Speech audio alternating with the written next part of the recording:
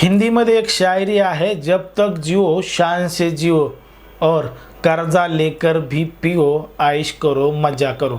अशा पद्धतीची ती शायरी आहे आणि ही शायरी अगदी विजय माल्या या बिझनेसमॅनला सूट होते। कारण की विजय माल्याने त्याच्या आयुष्यामध्ये जे जे काही कारनामे केले आहेत, ज्या पद्धतीने ते एका यशस्वी शिखरावर पोहोचला होता, त्याच पद्धतीने तो अगदी खाली कोसळला। पण त्यानं त्याच्या आयुष्यामध्ये जी काही मौज मजा केली आहे, जी काही ऐश केली आहे, ती अगदी न विसरण्यासारखी आहे। म्हणूनच विजय माल्याबद्दल तुम्ही कधीही न ऐकलेल्या गोष्टी आपण या व्हिडिओमध्ये सांगणार आहोत आणि संपूर्ण माहिती तुम्हाला त्याच्याबद्दल अगदी सविस्तरपणे सांगणार आहोत। पण जर तुम्ही अजूनही आपलं चॅनल सबस्क्राइब केलं नसेल तर लगेच सबस्क्राइब करून घ्या आणि बाजूला असणाऱ्या बेल नोटिफिकेशनला सुद्धा ऑन करायला विसरू नका। विजय माल्या जेव्हा या सगळ्या बँकाकडून कर्ज घेत होता, लोन घेत होता आणि बिझनेसमध्ये तरक्की करत होता, तेव्हा भारतीय रिझर्व्ह बँकेचे गव्हर्नर होते रघुराम राजन यांनी सुद्धा सांगितलं होतं की हा जो बिझनेसमन आहे, त्या बिझनेसमनच्या पडद्याआड एक खूप मोठा अय्याशी लुटेरा दडलेला आहे आणि तो अगदी खरं ठरलाय। हे जर आपण पाहिलं तर विजय माल्याची सुरुवात होते त्याच्या वडिलांपासून। त्याच्या वडिलांचं नाव आहे विठ्ठल माल्या। विठ्ठल माल्या हे एक प्रसिद्ध उद्योगपती होते, एक बिझनेसमन होते आणि त्यांची युनायटेड ब्रिव्हरीज लिमिटेड कंपनी होती आणि याच कंपनी अंतर्गत त्यांनी अनेक व्यवसाय चालायचे। पण हे सगळे व्यवसाय चालवत असताना अचानकच विठ्ठल माल्या यांचं हृदयविकाराच्या झटक्याने निधन होतं आणि त्यांचं निधन झाल्यानंतर त्यांच्या काही संपूर्ण संपत्तीचे मालक हे विजय माल्या होतात आणि विजय माल्या यांच्या हातामध्ये कारभार आल्यानंतर त्यांच्या सगळ्या बिझनेसकडे विजय माल्या हेच लक्ष देऊ लागतात। सुरुवातीला त्यांचे काही 4-5 बिझनेस होते, त्यामध्ये ते अजून वाढ करतात। त्यामध्ये मग मॅगझिन छापणं असेल, पेपर असेल आणि किंगफिशर नावाची बियर असेल, हे सगळं बनवणं, उत्पादन करणं त्यांनी चालू केलं होतं आणि यामध्येच त्यांना मोठा पैसा देखील मिळत होता। मग ते अशा पद्धतीनं कमवत गेले आणि देशादेशासह विदेशामध्ये सुद्धा अनेक ठिकाणी त्यांनी प्रॉपर्टी सुद्धा कमवलेली होती। 1986 मध्ये समीरा तरबाजी सोबत लग्न केलं। समीरा तरबाजी ह्या त्यांना मुंबई ते इंग्लंड दरम्यान जो प्रवास होता, या प्रवासादरम्यान एका विमानामध्ये एअर हॉस्टेस म्हणून ती समीरा तरबेजी काम करायच्या आणि त्याच्यासोबतच ओळख झाल्यानंतरच 1986 मध्ये यांनी त्या एअर हॉस्टेससोबत लग्न केलं आणि यांचा संसार अगदी सुखाचा सुरू झाला।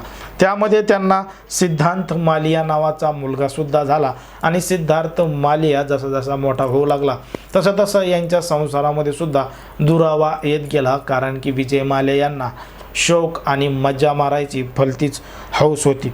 असं करता करता त्यांचा काही दिवसानंतर पुन्हा एका तरुणीसोबत प्रसंग आला आणि त्या तरुणीचं नाव होतं रेखा।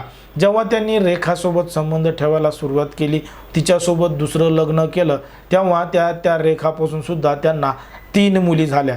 त्यापैकी पहिल्या मुलीचं नाव आहे तानिया, दुसरीचं आहे लियाना आणि तिसरीचं नाव आहे लैला। या 3 मुलीसुद्धा विजय माल्याच्याच आहेत, पण तरीसुद्धा विजय माल्याची भूक भरलेली नव्हती। विजय माल्या हा त्याचा बिझनेस आणि हे काही रिकामे कामं आहेत त्याकडे तो लक्ष देत होता आणि ते सगळे कामं करत होता।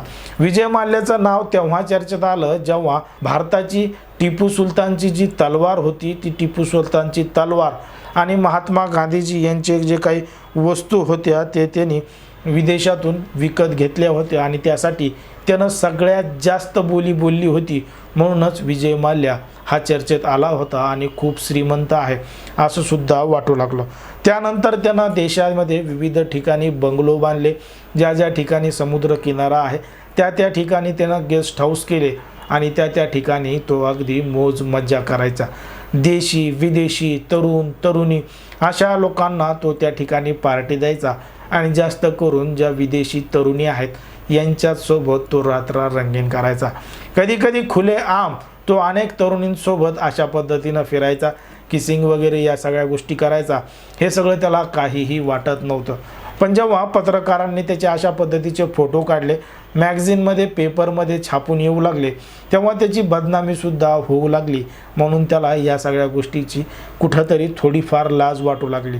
पण लाज वाटेल तो विजय माल्या कसला या सगळ्या गोष्टी त्याला लोकांसाठी टाळायच्या होत्या, पण स्वतःसाठी मात्र अजून जास्त प्रमाणात करायच्या होत्या. म्हणूनच त्यानं इंडियन इम्प्रेस नावाचं एक यार्डसुद्धा खरेदी केलं होतं. यार्ड म्हणजे हे एक छोटंसं जहाज असतं आणि या जहाजामध्ये सगळ्या काही सुविधा असतात. हे एक चलतं फिरतं आलिशान घरच असतं, आलिशान बंगलाच असतो. त्यामध्ये त्याच्यासाठी एक स्पेशल जिम होती, त्याच्यामध्ये एक स्पेशल त्याच्यासाठी चित्रपटगृह होता आणि त्या ठिकाणी अनेक बेडरूम होत्या आणि त्या बेडरूममध्ये विविध स्वरूपाचे चित्रसुद्धा लावण्यात आले होते महागडे. आणि हे जहाज एकदम समुद्राच्या आतमध्ये जायचं आणि त्या ठिकाणी जाऊन तो अशा पद्धतीनं सगळं काही कृत्य करायचं. याच दरम्यान त्यानं किंगफिशर नावाचं एक कॅलेंडरसुद्धा काढलेलं होतं आणि या कॅलेंडरवरती अगदी ज्या दिग्गज अभिनेत्र्या आहेत हॉलिवूडच्या आणि बॉलिवूडच्या यांचे फोटो त्या कॅलेंडरवर यावे, जेणेकरून वर्ल्ड वाईड प्रसिद्धी होईल असं तेव्हा तरुणींना, अभिनेत्रींना किंवा ज्या मॉडेल्स आहेत यांना सुद्धा वाटायचं. मग ज्या ज्या तरुणींना त्या कॅलेंडरवर स्वतःचा फोटो पाहिजे होता, त्यांना कॅलेंडरवर यायचं होतं, अशा सगळ्या तरुणींना, अभिनेत्रींना, मॉडेलना विजय माल्याला भेटावं लागायचं. पण विजय माल्याची आठ होती की कॅलेंडरवर जर फोटो पाहिजे असेल तर तुम्हाला माझ्यासोबत इंडियन इम्प्रेस या यार्डवर म्हणजे जहाजावर त्याच्यासाठी काही रात्र घालवाव्या लागतील. अशा पद्धतीनं तो एका वेळेला 4-4, 5-5, 10-10 तरुणी घेऊन रात्र घालवायचा असं सुद्धा त्याच्या काही व्हिडिओवरून, फोटोवरून आपल्या या ठिकाणी समजतं. पण हे सगळं करत असतानाच त्याचा जो मुलगा होता सिद्धार्थ मालिया, याचा 2005 मध्ये वाढदिवस होता, 18वा. आणि याच वाढदिवसानिमित्त त्यानं किंगफिशर एअरलाइन्स नावाची कंपनी विकत घेतली होती. तिचे सगळे काही हक्क त्यानं घेतले होते. संपूर्ण जो स्टाफ होता, एअर होस्टेस असतील, चालक असतील, पायलट असतील, हे सगळं स्टाफ त्यानं घेतला होता आणि किंगफिशरला 2005 पासूनच सुरुवात केली होती एअरलाइन्सला. बघता बघता त्याचा हा बिझनेससुद्धा वाढत गेला, कारण की अनेक बँकांकडून त्यानं करोडो रुपयाचं कर्जसुद्धा घेतलं होतं. पण 2007 मध्ये त्यानं IPLची एक टीमसुद्धा विकत घेतली होती आणि तेव्हासुद्धा विजय माल्याची प्रसिद्धी आणि किती लखपती आहे, किती करोडपती आहे, किती मोठा बिझनेसमन आहे हे सुद्धा 2007च्या IPLच्या टीममधून दिसून आलं होतं. पण या IPLच्या टीमनंतर मात्र 2007 नंतर त्याच्या आयुष्यामध्ये उतार लागायला सुरुवात झाली. त्याचं आयुष्य बर्बाद होण्याला सुरुवात झाली. त्याचा बिझनेस पाहिजे तसा चालत नव्हता, कारण की यानं अनेक बँकांकडून मोठं कर्ज घेतलं होतं आणि त्या कर्जाची परतफेडसुद्धा तो वेळेवर करत नव्हता, म्हणून त्याच्यावर मोठा दबावसुद्धा आला होता. बघता बघता त्याची एअरलाईन जी आहे किंगफिशर नावाची ती बंद पडत लागली आणि 2008-2009 पर्यंत किंगफिशर जी एअरलाईन होती त्याच्या कामगारांवर, जी एअर होस्टेस आहेत, पायलट आहेत, यांच्यावर अगदी उपासमारीची वेळ आली, कारण की यानं त्यांची पगारच केली नव्हती. म्हणूनच जे कामगार आहेत त्यांनी आंदोलनं, उपोषणं चालू केले होते विजय माल्या याच्या विरोधात. मग विजय माल्यानं 810 करोड रुपयाचं पुन्हा एकदा भारतातल्या विविध बँकांकडून हे कर्ज घेतलं आणि सांगितलं की मी ते कर्ज घेऊन या कामगारांची पगार देणार आहे आणि त्यांचं सगळं काही सुरळीत करणार आहे. पण पैसे घेऊन सुद्धा विजय माल्याने एकाही कामगाराला पैसे दिले नाही, उलट तो या ठिकाणाहून पसार झाला सगळे काही पैसे घेऊन. बघता बघता त्याच्याकडं 9,000 करोड रुपयाची मालमत्ता जमलेली होती आणि 9,000 कोटी रुपयाचा चुना त्यानं भारतातल्या विविध बँकांना आणि मोठमोठ्या कंपन्यांना लावलेला होता. गोव्यामध्ये सुद्धा त्याचा एक मोठा आलिशान बंगला होता. बेंगलोरमध्ये सुद्धा आहे. भारताच्या विविध भागामध्ये सुद्धा त्याची मोठी प्रॉपर्टी आहे. पण या त्याच्या जमिनी आहेत, याचा लिलावसुद्धा होतो, पण त्याला खरेदी करण्यासाठीच लोक पुढं येत नाहीत, कारण की त्यांची किंमतच त्या पद्धतीची आहे. पण या सगळ्या काही जी प्रॉपर्टी आहे ती आता सरकारच्या ताब्यात आहे 9,000 कोटी रुपयाची.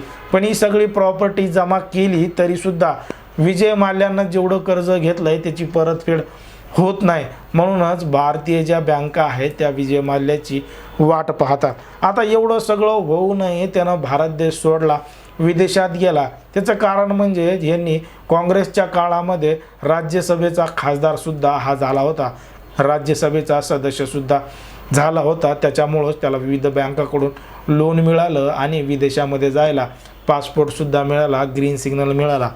पण एकदा तो काय जो फरार झाला, इंग्लंडला गेला, पुन्हा वापस आलाच नाही. अजूनही भारतातल्या बँका, पोलीस त्याची मोठ्या प्रमाणात वाट पाहत आहेत.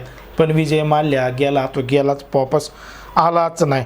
हे सगळं होत असताना आता तरी वाटत असेल की विजय माल्या सुधारला, पण विजय माल्या सुधारला नाही. तर याचे अजून जे लफडे आहेत, जे लोचे आहेत, हे विदेशात जाऊन सुद्धा चालूच आहेत. तिकडं तो आता पिंकी लालवानी नावाच्या तरुणीच्या संपर्कात आहे आणि तिच्यासोबत सुद्धा मौज मजा करत आहेत. तिला सुद्धा त्यानं तिसरी बायको बनवलं आहे, अशी सुद्धा माहिती आपल्याला या ठिकाणाहून मिळते. आणि 2021 पासून तो तिच्याच संपर्कात आहे आणि तिच्याच सोबत राहत आहे.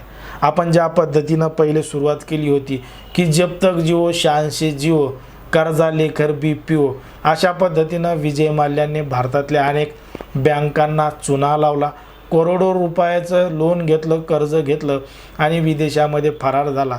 आणि विदेशामध्ये जाऊन अजूनही भारतीय लोकांच्या पैशावर तो ऐश करत आहे, मज्जा मारत आहे.